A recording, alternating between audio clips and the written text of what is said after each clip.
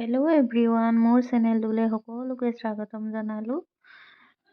আজি ফুলৰ ছিজন যিহেতু ফুল বনাম বুলি ভাবিলোঁ, লগতে আপোনালোককো শ্বেয়াৰ কৰোঁ বুলি ভাবিলোঁ। ফুলৰ লগত শুকান মাছৰ গুড়ি দি বনাম। চাবচোন কেনেকৈ বনাম। এয়া ফুল কাটি লৈছোঁ।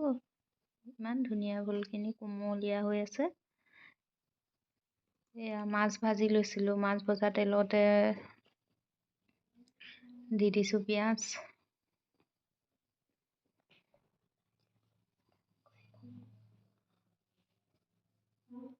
পিঁয়াজখিনি ভাজিলোঁ আৰু দালিও লগতে দি দিছোঁ। মই মচুৰ দালি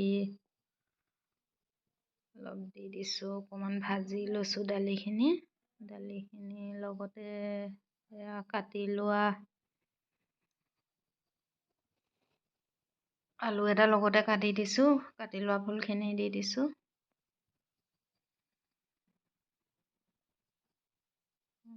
ভাজা পিছত কমি যাব।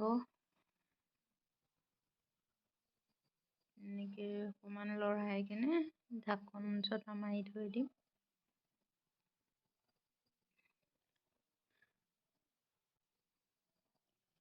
এইখিনি মাছ মই ভাজি লৈছিলোঁ আগতে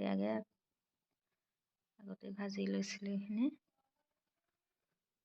তাৰপিছত এয়া শুকান মাছখিনি মিক্সিত পিচিম।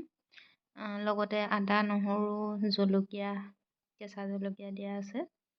দি পিনি মিক্সিত পিচি ল'ম।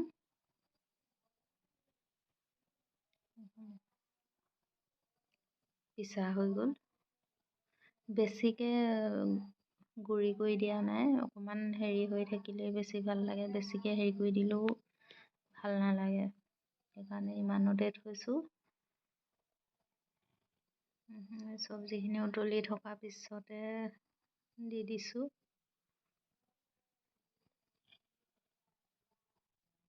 ঢাকন মাৰি থোৱা হৈছে। আকৌ এবাৰ লৰালোঁ। তাৰপিছত আকৌ এয়া চব্জি হৈ গ'ল। এয়া আমাৰ ৰাতিপুৱাৰ সাজটো ৰেডি।